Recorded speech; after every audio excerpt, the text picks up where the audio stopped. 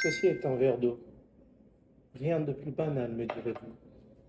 Mais qu'est-ce qui se passerait si on remplissait ce verre totalement? Voyons voir ça.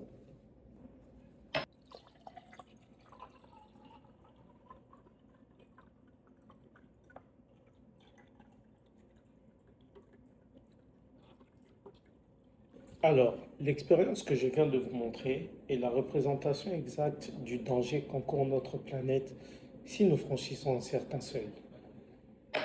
Et l'un des principaux coupables de ce fléau est l'industrie du numérique. En 2022, le monde a produit à peu près 62 millions de tonnes de déchets électroniques. Et cela pourrait augmenter à 80 millions en 2030. Ça en fait des claviers et des souris. Aujourd'hui, on nous parle du réchauffement climatique, de la montée des eaux ou encore de la fonte de la banquise. Une vision bien fataliste sur les dangers autour du climat, mais sans savoir que cela a pour répercussion de créer en nous un sentiment d'impuissance face à ce fléau. Et si je vous disais qu'aujourd'hui, il était possible d'avoir de la documentation pour une utilisation plus responsable du numérique?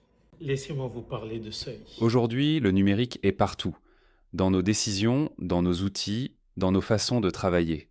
Mais derrière cette omniprésence, il y a une réalité plus complexe. Beaucoup d'informations, parfois contradictoires, souvent difficiles à utiliser concrètement. C'est précisément là que Seuil intervient. Seuil, c'est un collectif de recherche et d'action. Un collectif qui ne se contente pas d'analyser le numérique, mais qui le rend compréhensible, structuré et surtout applicable. L'idée est simple, transformer la complexité en repères clairs. Concrètement, Seuil collecte des données issues de la recherche, les trie, les vérifie, puis les organise en outils utiles. Des guides d'usage, des cadres méthodologiques, des fiches pratiques, des ressources pensées pour aider les organisations à passer à l'action, sans se perdre dans trop d'informations.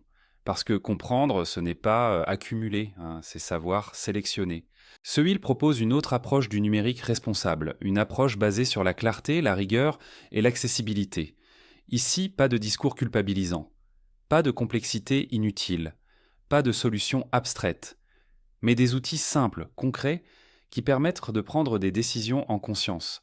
Car utiliser le numérique de manière responsable, ce n'est pas tout changer du jour au lendemain. C'est d'abord comprendre les enjeux, identifier les limites et agir progressivement.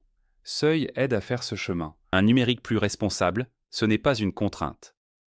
C'est une manière de faire mieux